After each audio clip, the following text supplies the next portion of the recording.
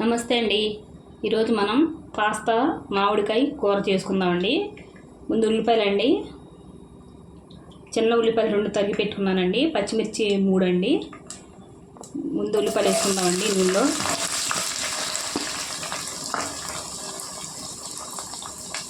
చూడండి, మామిడికాయ ముక్కలండి సన్నగా తరిగి పెట్టుకున్నానండి. పులుపుకి తగ్గట్టు వేసుకోవాలండి. ఉప్పు, పసుపు వేసుకుందామండి. ఉల్లిపాయలు వేగనివ్వాలండి నూనెలో.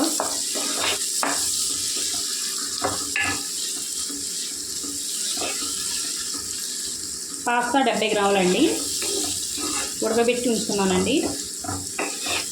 వేగనిద్దామండి ఉల్లిపాయలు.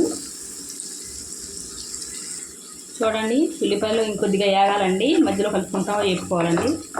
అన్నీ సమానంగా వేగుతాయండి. వేగిన తర్వాత చూద్దామండి.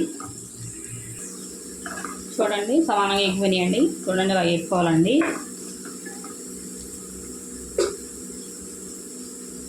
మామిడికాయ ముక్కలండి పులుపుకి తగ్గట్టు వేసుకోవాలండి. వేసుకుంటున్నానండి.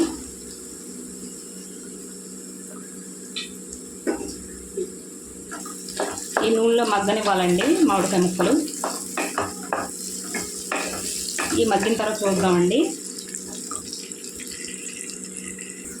చూడండి, మామిడికాయ ముక్కలు ఊరిక మగ్గిపోయినాయండి నూనెలో.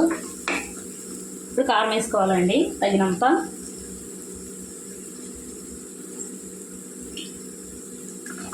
చూసుకొని వేసుకోవాలండి. మరీ ఎక్కువ వేసుకుంటే బాగుండదండి. సరిపోద్దండి కారం. కొద్దిగా వేగనివ్వాలండి నూనెలో కారం. పచ్చి వాసన పోయేదాకా వేసుకోవాలండి.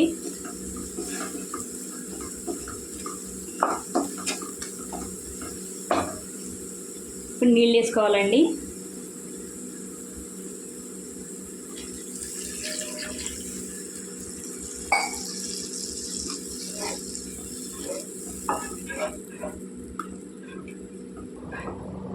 ఇంకొద్దిగా వేసుకోవాలండి. ఇంకా కూర ఎక్కువ వండుకునే వాళ్ళు ఇంకా ఉల్లిపాయలు, మామిడికాయ ఇంకా ఎక్కువ వేసుకోవచ్చండి కలుపుకుంటానికి.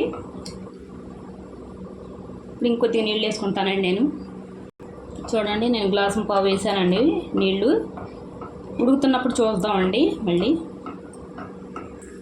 చూడండి, కూర ఉడుకుతుందండి. ఇప్పుడు పాస్తా వేసుకోవాలండి. చూడండి, పాస్తా నేను ఉడకబెట్టి నీళ్ళు వేసి ఇలా ఉంచానండి. ఇలా పొడి పొడిగా ఉంటాయండి. ఇలాగా వేసుకోవాలండి. ఇప్పుడు చాలా టేస్టీగా ఉంటుందండి ఈ కర్రీ. అందరూ క్రీమ్ వేసుకొని తింటారండి. ఇలా కర్రీ చేసుకున్న చాలా టేస్టీగా ఉంటుందండి. ఒకసారి మీరు ట్రై చేయండి. మొత్తం అంతా కలుపుకొని మూత పెట్టి వండుకోవాలండి. ఇప్పుడే చూసుకోవాలండి. చూసుకొని వేసుకుంటే బాగా పడుతుందండి పాస్తాకి. బాగా కలిపి మూత పెట్టాలండి. మూత పెట్టి చూద్దామండి. చూడండి, మధ్యలో కలుపుకుంటూ ఉండాలండి. కొద్దిగా ఉడకాలండి. ఉడికిన తర్వాత చూద్దామండి. చూడండి, పాస్తా మామిడికాయ కర్రీ రెడీ అయిపోయిందండి. ఇలా ఉన్నప్పుడే దించుకోవాలండి. చూడండి, ఎంతో టేస్టీ అయిన పాస్తా రెడీ అండి. ఇంతేనండి. వీడియో నచ్చితే లైక్, షేర్, సబ్స్క్రైబ్ చేసుకోండి.